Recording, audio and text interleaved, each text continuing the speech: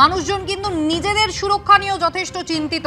একেবারে দুঃসাহসিক ডাকাতির ঘটনা ঘটে যাচ্ছে শহরের বুকে।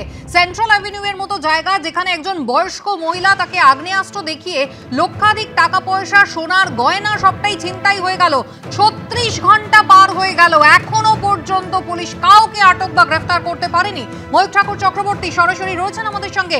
ময়ূখ, 36টা ঘন্টা পেরিয়ে গেল, কোনো অজপাড়াগা নয়, কোনো গ্রামাঞ্চল নয়, একেবারে শহর কলকাতা, মধ্য কলকাতা, সেন্ট্রাল অ্যাভিনিউ এর মতো জায়গা, সেখানে এখনো পর্যন্ত কাউকে চিহ্নিত, আটক, গ্রেফতার কিছু করা যায়নি। একদমই কুসুমিতা, দেখো এটাই তো সব থেকে বড় প্রশ্ন। ঘটনাস্থল সেটা হচ্ছে সেন্ট্রাল এভিনিউ এবং বিডন স্ট্রিটের ক্রসিং, এবং এটা অত্যন্ত জনবহুল একটা জায়গা। কলকাতা শহরের অন্যতম প্রাণকেন্দ্র হচ্ছে এই সেন্ট্রাল এভিনিউ। রাস্তার ওপর বাড়ি, এবং সেই বাড়িতে ঢুকে একজন দুষ্কৃতী বা একাধিক দুষ্কৃতী তারা ধারালো অস্ত্র দেখিয়ে একজন 66 বছরের প্রৌঢ়ার কাছ থেকে সোনা এবং নগদ টাকা সেগুলো লুট করে নিয়ে চলে গেল। শুধু তাই নয়, এই যে প্রৌঢ়া, তার মেয়েরা তারা বাইরে থাকেন। প্রৌঢ়া তিনি কিছুদিন আগে এক মেয়েকে এয়ারপোর্টে ছাড়তে গিয়ে পড়ে গিয়ে ইনজিওর্ড হয়েছেন। রেগুলার ফিজিওথেরাপির কাজ চলে। বাড়িতে একজন ডোমেস্টিক হেল্প এবং তলায় আরেকজন রয়েছেন যিনি কেয়ারটেকার। তাদের উপস্থিতিতেই এই গোটা অপারেশন কিন্তু দুষ্কৃতীরা করলো। কিন্তু সব থেকে আশ্চর্যের ঘটনা ঘটেছে গত বুধবার দিন রাত্রিবেলা।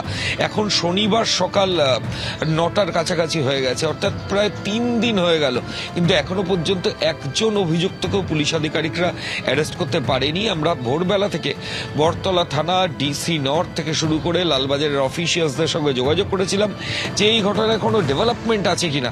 পুলিশের তরফ থেকে বলা হচ্ছে যে তারা চেষ্টা করছেন, বিভিন্নভাবে তারা চেষ্টা করছেন। কিন্তু সবচেয়ে বড় প্রশ্ন যেটা কুসুমিতা, ঘটনাস্থল থেকে 1 কিলোমিটারও দূর নয়, আমরা এই মুহূর্তে যেখানে দাঁড়িয়ে রয়েছি বটতলা থানা, সেটা 1 কিলোমিটারও দূর নয়, যে থানার আওতাধীন এই গোটা জায়গা। পুলিশ আধিকারিকরা এখনো কেন এই অভিযুক্তকে ফিক্স আপ করতে পারলো না? কারণ যে বা যারা এই লুটের ঘটনা ঘটিয়েছে তারা তো সাধারণ মানুষ নয়, তাদের ক্রিমিনাল মাইন্ড রয়েছে।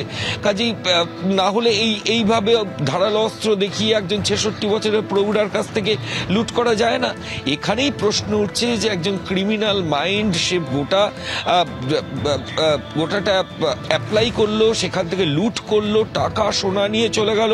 পুলিশ আধিকারিকরা একাধিক ব্যক্তির স্টেটমেন্ট রেকর্ড করলেন, সিসিটিভি ফুটেজ এক্সামিন করলেন। থানা থেকে 1 কিলোমিটারও দূরে নয় ঘটনাস্থল, কিন্তু 3 দিন অতিক্রান্ত হয়ে গেলেও এখনো এই দুঃসাহসিক লুটের ঘটনায় কলকাতা পুলিশ কিন্তু কাউকে গ্রেফতার করতে পারেনি, অন্তত পুলিশ আধিকারিকরা এমনই দাবি করছেন। তবে পুলিশের তরফ থেকে যেটা বলা হচ্ছে যে তারা সিসিটিভি ফুটেজ এক্সামিন করছেন, তারা ফিক্স আপ করার চেষ্টা করছেন, তারা অনেককে জিজ্ঞাসাবাদ করছেন, কিন্তু যারা এই গোটা ঘটনা ঘটালো তারা কিন্তু এখনো অধরা রয়েছে। আমি আবার বলছি, ঘটনাস্থল থেকে 1 কিলোমিটারও দূর নয় বটতলা পুলিশ স্টেশন, যার আন্ডারে এই ঘটনাস্থল, এবং আরও একটি থানা, সেটাও মাত্র 500 মিটার দূরে গিরিশ পার্ক পুলিশ স্টেশন। দুটো থানার মধ্যবর্তী একটা জায়গা সেন্ট্রাল এভিনিউর ওপর, সেখানে বুধবার রাতের ঘটে যাওয়া দুঃসাহসিক ঘটনা। এখন শনিবার সকাল 9টা, এখনো পর্যন্ত কিন্তু অভিযুক্তরা অধরা। পুলিশের তরফ থেকে বলা হচ্ছে যে পারিপার্শ্বিক তথ্য প্রমাণ, সরাসরি তথ্য প্রমাণ, অর্থাৎ যারা দেখেছেন তাদের স্টেটমেন্ট রেকর্ড হয়েছে, তারা আশাবাদী যে তারা অভিযুক্তকে ধরে ফেলবেন, কিন্তু এখনো গ্রেফতারি শূন্য। ধন্যবাদ। তৃণমূল কাউন্সিলর কি বলছেন? তিনি বলছেন রাত 11টা বাজলেই বাইরে সমাজ বিরোধীদের যাতায়াত ক্রমাগত এলাকায় বেড়ে যায়। সেন্ট্রাল অ্যাভিনিউয়ে বাড়িতে ঢুকে আগ্নেয়াস্ত্র দেখিয়ে যেভাবে টাকা গয়না লুটপাটের ঘটনার পর প্রায় 72 ঘন্টা কেটে গিয়েছে, তারপর স্থানীয় তৃণমূল কাউন্সিলর তিনি বলছেন স্থানীয় থানাকে, এমনকি ডিসি নর্থকে পর্যন্ত তিনি চিঠি দিয়েছেন, কিন্তু তা সত্ত্বেও কোনো কাজ হয়নি। কলকাতার রাস্তার ইতিহাস যেন এক একান্নবর্তী পরিবারের ইতিহাস।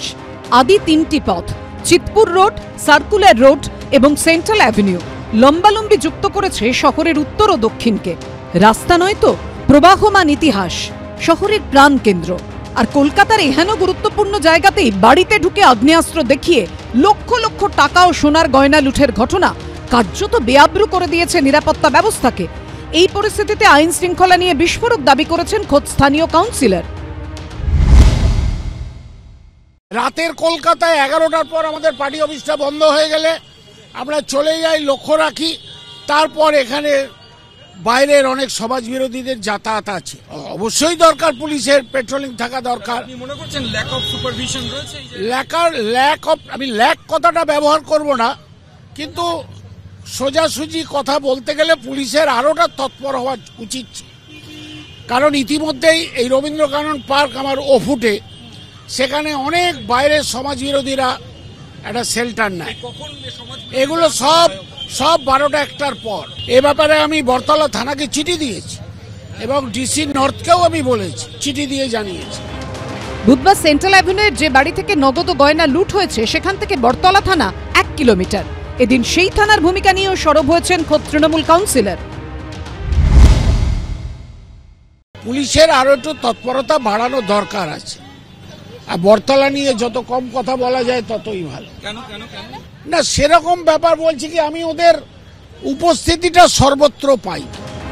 সেন্ট্রাল অ্যাভিনিউয়ের কাছেই কলকাতা পুলিশের সদর দপ্তর লালবাজার। এরকম একটা জায়গায় দুষ্কৃতী দৌরাত্মের কথা বলছেন খোদ তৃণমূল কাউন্সিলর। কার্যত আঙুল তুলছেন পুলিশি নজরদারির দিকেও। যদিও তৃণমূল নেতৃত্ব আইন শৃঙ্খলা ব্যবস্থাকে ঢালাও সার্টিফিকেট দিচ্ছে। এখন ল অ্যান্ড অর্ডার অনেক ভালো।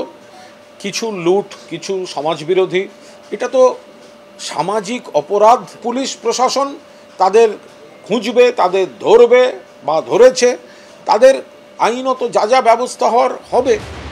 বরতলা থানার তরফে কোনো প্রতিক্রিয়া এখন অবধি পাওয়া যায়নি।